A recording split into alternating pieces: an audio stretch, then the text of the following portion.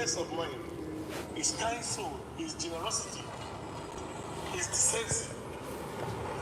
And when a man is good, God will put everything together and bless us with love. But indeed, it's predestination. I want you to sustain that character. Your Excellency, our journey here today. Who is this? Was to come and thank you from the deepest of my heart. You might not realize what you've done for Cross River State. Whatever that has come and passed, I believe great men of vision will not celebrate it.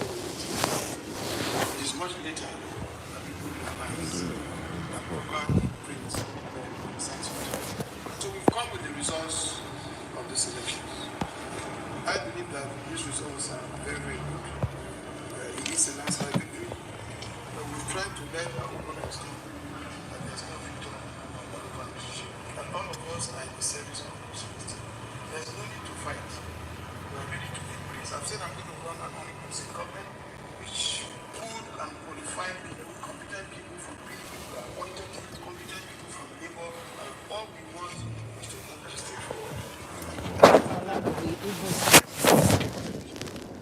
Whether they are PDP or they are they say they're taking policy. That's what they want to do. Yeah. PDP, all of it, that's what they were not pushing to their people. Thank you from the bottom of my heart as I call the chair. That they love what they do, that's what they're going to do. So, because of that one, people will ask something. He says he's going to do the same thing. They all say he's going to do the same thing. So, they all say they are changed. They are not the people before.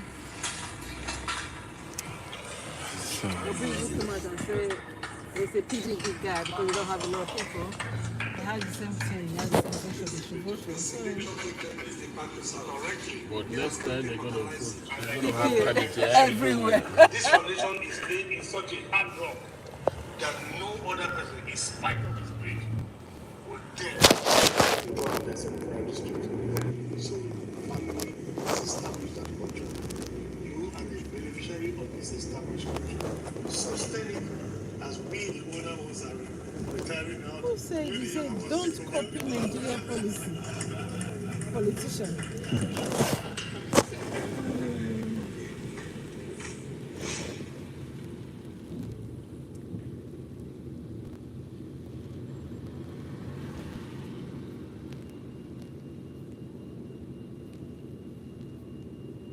We believe that INEC will do the right thing.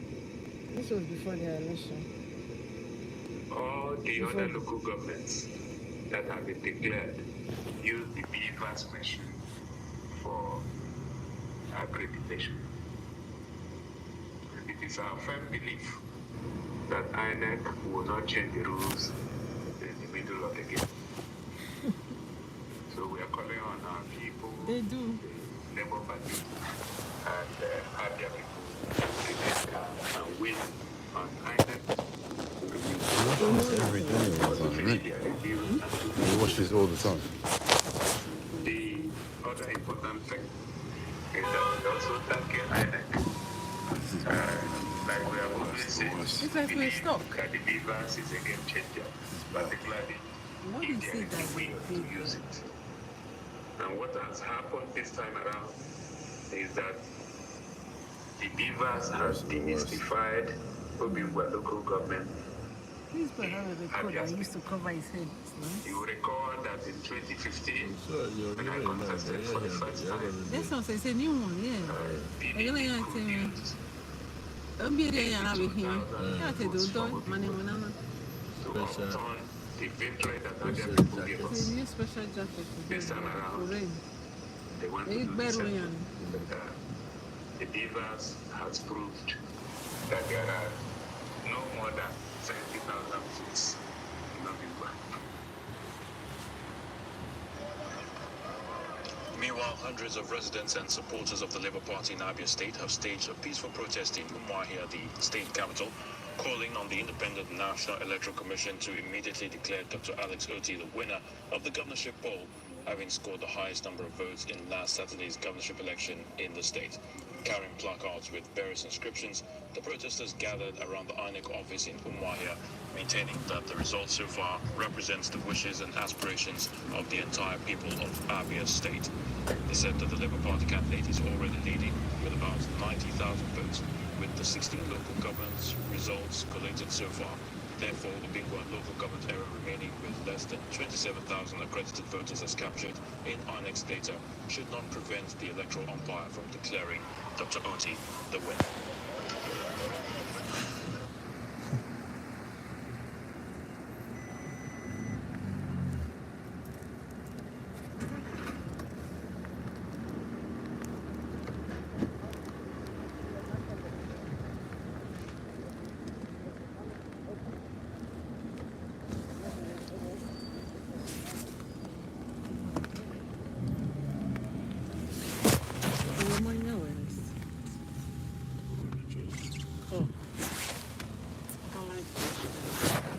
But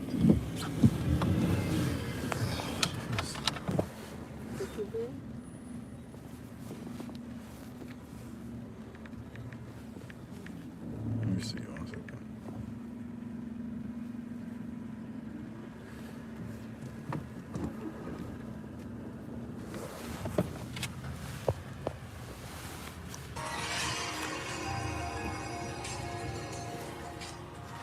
Minister of State for Labor and Employment and one of the spokespersons of the All Progressive Congress Presidential Campaign Council, APC-PCC, Mr. Festus Keyamo, has called for the arrest of the presidential candidate of the Labour Party LP and his running mate, Dr. Dati Babamed, for allegedly making incendiary comments and claims capable of causing an insurrection against the government. But the LP Presidential Campaign Council dismissed the allegations against the party's candidate. They accused Keyamo of selfishness, saying he felt content to look at the other way when his party, All Progressive Congress, and its supporters moved against non-Yoruba nationalities in Lagos State with hateful speeches during the last elections. A civil rights advocacy group, Human Rights Association of Nigeria, Guriwa, also slammed Keyamo, saying the Presidential Election Commission Tribunal will clear Tinubu of all allegations brought against him by Obi and Atiku, that it amounts to preempting the panel. All right, there's lots to talk about, Ayo. Yes, we did expect that the drama had only just begun post the announcement of the winner of the presidential election on 25th of February, and we have seen a number of things begin to unfold as the days go by. One of this, again, is the interview granted, or first of all, starting with the petition written by the Minister of State for Labor and Productivity, Mr. Festus Keyamo, SAN, and of course his following TV interview. Based on his petition is based, according to what she wrote to the DSS, on statements made by the vice presidential candidate of the Labour Party, Yusuf Dati Babamed, and of course he also joined the presidential candidate of the Labour Party, Mr. Peter Obi, in this complaint or petition to the DSS. I'd like to read the opening statement of the petition to the DSS made by Mr. Festus Keyamo. First of all, I must say that he said he's written this petition in his personal capacity as an individual, as a concerned citizen of Nigeria. That's how he ended the petition. But he opens it by saying that I write to the full realization that in a post-election period such as this, there is a need to soothe frayed nerves, lower the temperature, and begin the healing process. Let me end here for a few seconds. Now, one of the things we've heard, especially from the APC at this time, is the healing process. Let's talk about healing, or let's now begin to work together and come together. Now, the reason I'm pointing this out is because it speaks to what the actions talking about healing, then you have taken it to court. What a number of people have said is that the APC asked the Labour Party and other aggrieved parties, the PDP inclusive, to go to court if they didn't agree with the election outcome. Now, this message of healing, hence him saying that the statements made by Yusuf Dati Ahmed is incendiary, therefore we should be looking towards unity. But people have asked as well that, can healing occur without justice? Is it mutually exclusive to heal and also to seek justice? I know that's not what he was talking about. He was talking about the statements exactly, but it was important because he started his statement that way. Because in his way, he was making a case for why he believes the DSS should investigate, as it could incite people, young and old in Nigeria, to violence, if possible. Now, I'll give a little also example, and I'll pass it on because I'm sure that Dr. and Rufai would also speak to this. But when we talk about justice and healing, I would give an example of a parent, two children. One has stolen a pot, the other's maybe possession, and then says, don't report to, just let's keep it going for the peace of this family, just let's move on. Yes, the peace of the family is very important, but it is also important that to enable or to teach the other person, it's important so that it doesn't occur again, that the other person is able to get some form of justice. Very important. In the same breath, Mr. Festus Keyamo, in the interview he did on another TV station, was doing almost exactly that which he was accusing Mr. Yusuf Bati Ahmed of doing in terms of speaking out. Why is he saying that it was not the president-elect is not constitutionally recognized and so on? Because he also preempted the justice of the Supreme Court judges by making statements, not just at this interview, but in other forums, where he said that their case is baseless. The Supreme Court is going to throw the case away. So just to mention that at this time, it is important that spokespeople, and the spokespersons from the Labour Party are careful with the words that they say. Yes, it is important to seek justice, but we must remember that it's the people that they seek to serve that they could, ultimately do podcast. Number of facts.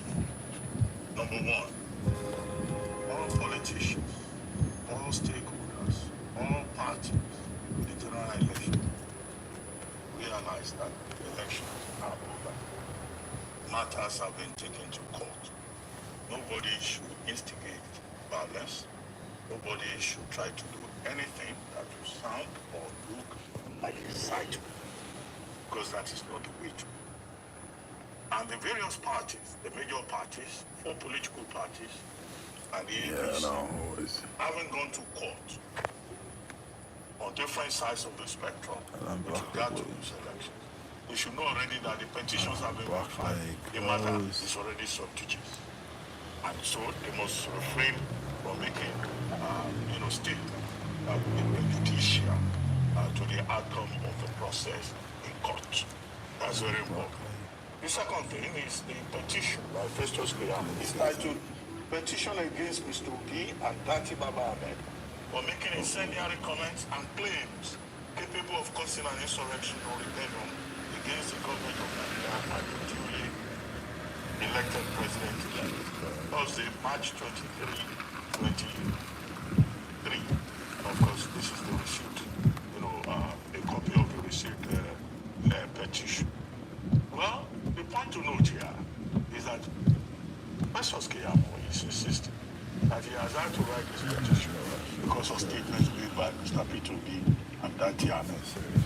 What we know is that Mr. Peter Obi sometime last week made it clear that he will not subscribe to an end INEC protest. He will not subscribe to an #end democracy protest. He made those 2 points clear. And that the option that is available to him is to go to court, which he has done, because he has faith in the judiciary. So, to that extent, Mr. Peter Obi has made very clear his choice in the matter. And on this program, he made a distinction between Labour Party and the Obedient Movement, which he says is larger than Labour Party. And sometimes there may be elements in the Obedient Movement saying certain things that may not really be the position of the party.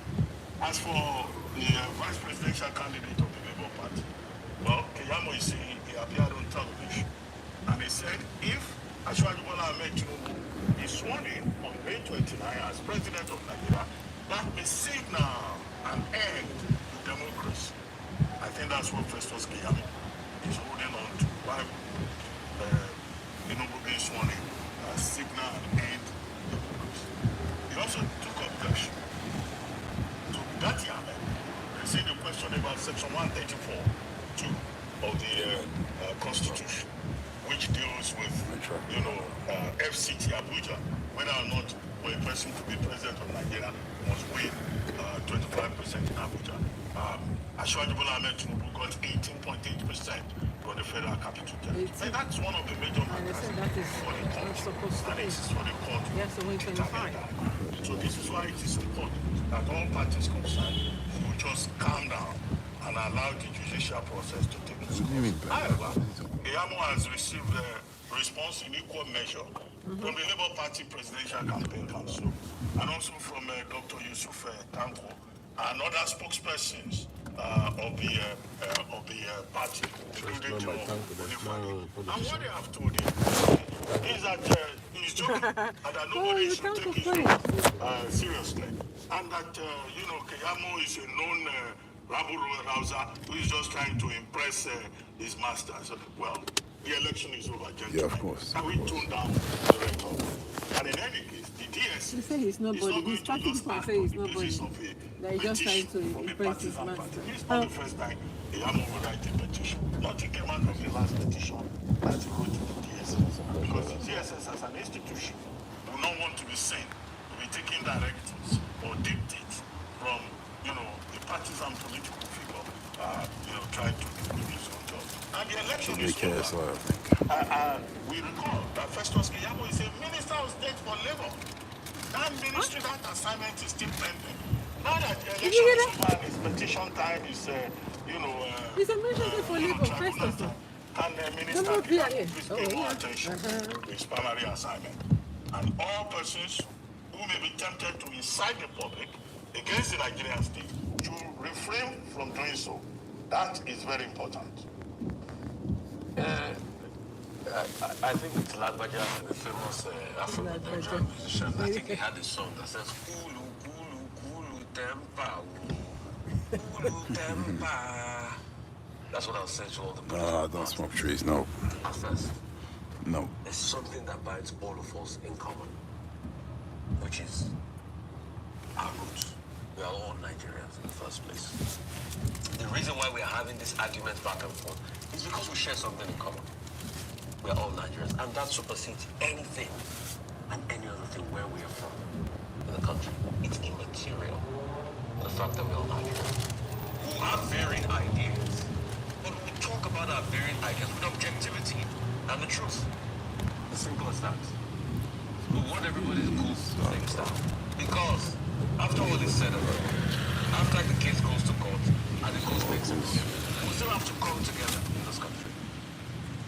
But that will be after justice has been done as regards the electoral process, which will be done in the court. Mr. Keyamo that wrote a petition to DSS, I laugh a lot. Because Mr. Keyamo pretty much went out there to school the television presenter, and I think it's not fair the way politicians treat journalists. You talk down at them, it's not fair. You pretty much were there schooling the presenter, and the next thing you went ahead to do all the things you complained against. Taking a shortcut. Mr. Keyamo is a star. Yeah. It's a long traffic as well. But on this section 25, Dr. Abati, do you know, despite the fact that case is in court, he gave an illegal opinion on section 25 right there on TV on a case that is already in court. He gave a legal opinion on, not section 25, this 25% in Abuja thing. 34. He gave a legal opinion. They are empirical fact check me. When he was asked on the issue, he gave a legal opinion, knowing fully well that the case is sub judice, like lawyers say, and it's already in court. And as a senior advocate of Nigeria, gave a legal opinion of a case that is in court on television. So who is going to charge him for that? Who is going to charge him for that? Then he says about the things that Baba Ahmed did say. You know, the truth has to be said. Any decision that is taken by the courts, democracy will not made of Nigeria. We will go through our path and will become better. But what we call on the judiciary to do is to ensure justice. That's just all. And one too many times, those that are going to court are saying they want to challenge the process. And they have extensive things there in their petition to challenge. But in also being objective, and please, for the love of mercy, in also being objective, let us also balance things out. Apart from what I have pointed out, what Dasi Baba made and say it will not be a reign on the end of democracy in Nigeria, even if the court rules in favor of anybody. But in also being objective, Mr. Festus Keyamo forgets the tweets of his very good friend and brother Bayo Onuga and Mr. FFK that are causing ethnic tension and ethnic beating in the country. He also forgot to see MC Oluomo's message that was a prediction and a threat that came to pass in Lagos. So that's where the hypocrisy is when we are talking about things on the national sphere. I know politicians will say the things they want to say, they want to make arguments and everything. But we need to cool it down, and we also need to be just and statesmen. Because at the end of it, after all is said and done, we will have a country to build and we'll come together. The former Deputy Senate President, Ike Kwame, and his wife, Beatrice, have both been convicted of organ trafficking in the United Kingdom. Kwame, the former Nigerian Deputy Senate President, his wife alongside three, their doctor, probably not better, were found guilty of violating the Modern Slavery Act. The trio were found guilty after a 6-week trial of facilitating the travel of a young man to Britain with a viewpoint to exploiting him. The Metropolitan Police had in June 2022 remanded him in custody and arraigned Beatrice and Ike Kwame at Oxford Magistrate Court. Meanwhile, the judge, Justice Jeremy Johnson, will pass a sentence at a later date. What to say about this? Yes, for those who have followed this case, this is they found him guilty. No, not just him, his wife Beatrice, the doctor, as you mentioned, Rufai, and they actually acquitted his daughter Sonia, for saying she was complicit. I think the lessons from this particular conviction and following the case closely, very largely, there's a lack of understanding of what amounts to modern-day slavery. This Modern Day Slavery Act was enacted in 2015 and became a deterrent so that the perpetrators of modern slavery could be caught, especially in the area of trafficking, whether it's human trafficking or organ trafficking, as is the case in this particular matter. Now, what this means for them is that there are a number of sentences that the courts, bearing in mind the merit of the case, would put down come May 5 when he would be sentencing the trio as to being found guilty in this case. One of the things I must mention following the case is that one was this issue around paying someone to do something, especially in this case, the donation of an organ.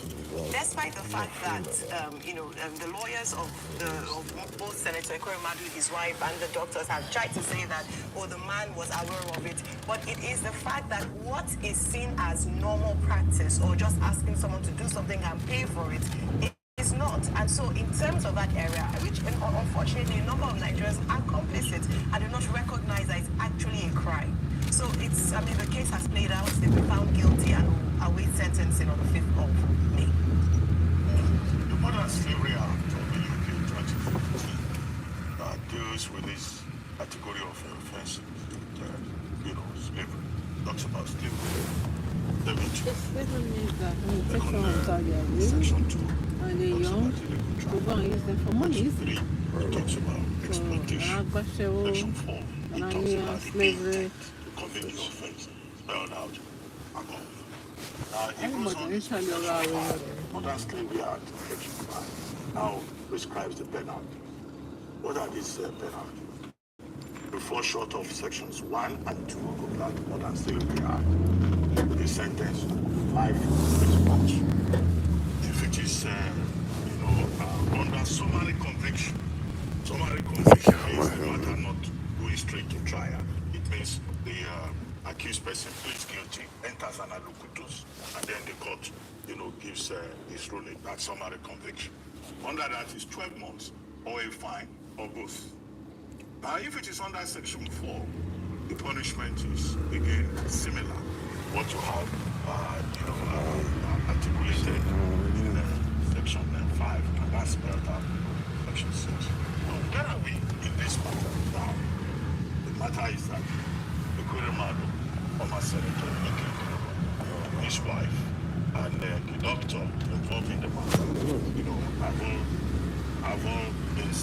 have all been convicted. Now, the sentencing was moved to May 5. So, how would the court treat the matter of sentence? Perhaps if the lawyers had gone for summary conviction, the maximum that would allow would have been 12 months or a fine or both. Ekweremadu and his wife have already spent about 10 months in prison. But what is now going to happen depends on how the court applies the rules. Amadi when? Last case, first time anybody convicted under this modern slavery act, the court, the old people, they just want to make a statement to people to say that look, this law exists and it's you just use them as an example, I'm sure. Of persons. Then let us hope that the matter will be determined on compassionate grounds. Because if you look at this, the senator and his wife, they were not doing this for profit. They were doing it out of love for their child who was sick. So maybe compassion would come in here. But as for the Dr. Obeta, it may well be established that he was doing it for monetary gains. The court had said, and the Crown prosecutor made the argument also, that the fact that this is done out of love for a child is no defense. They say it's criminal. They say it's exploitative. They say this is a major test for the Modern Slavery Act. But we'll wait, we'll see on May 5. But there are lessons to be drawn from all of this. About love for a child, about what happens in other jurisdictions that may not apply in our country. And I feel very strongly about the compassionate side of it. They were not in a position, of course. I think the man was also afraid that the Nigerian team, that's why he came to England. It's quite a tough one because laws are laws, and like I feel for the girl Sonia, because she still needs a kidney that we've not heard much about as regards her getting a kidney, which is also a very dire medical condition, because even if you get a kidney, it's not hard and fast from that. Because your body at some point will reject the kidney, then you start to take drugs to suppress, the rejection, and that goes for a while, and sometimes, there's so many precautions. So it's not a good place to be, and I've seen a lot of people, that are quite dead that have had to go through all of this, so I feel for her. But also there are the laws of the land, and a lot of people also make the argument for the boy, the fact that, hey, he was brought into this, and the way he was treated and all of that, but some people have also made counter arguments that he got to the UK, that he wanted to seek asylum, that's why he did this. But the court has proved otherwise, and the court has found them guilty in all of this.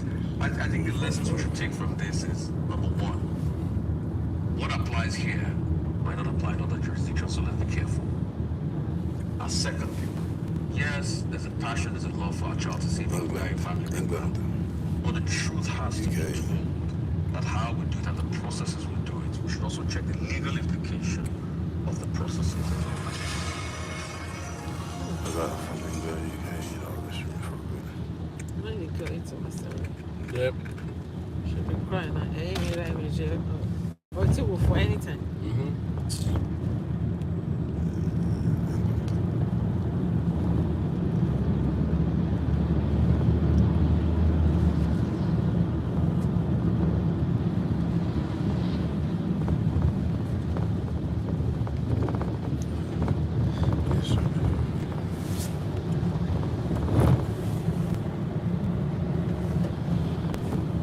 So let it coffee. Oh, no, yeah, let me.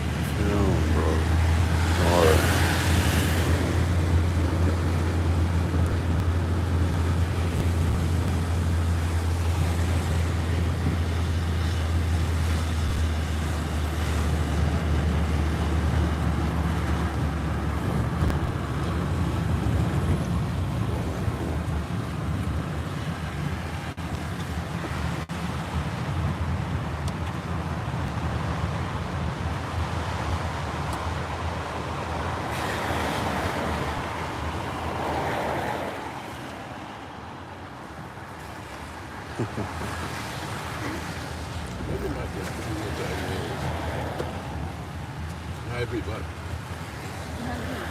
I think the one is in Stratford. Oh, there. Oh, which Stratford was it there? I finished the Stratford over I did. Oh, yeah. But 8 years. I did it. I did hybrid station. 95. So 2 hours in the boat, and I'm there.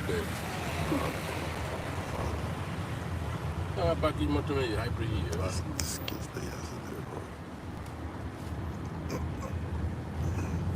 Bro, I was looking at it.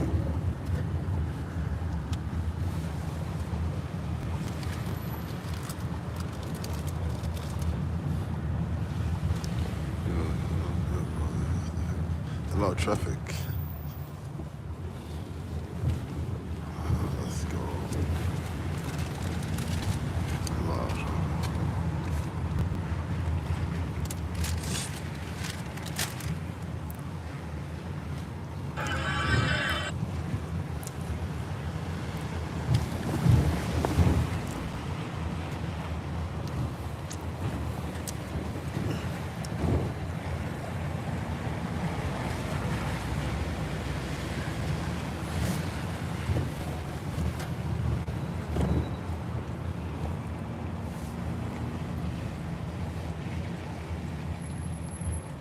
When no motor, a jeep, car, and no park your women.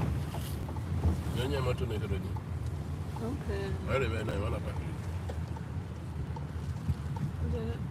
I forgot my name. Okay. Okay. Maybe on a young winner. I'm not sure.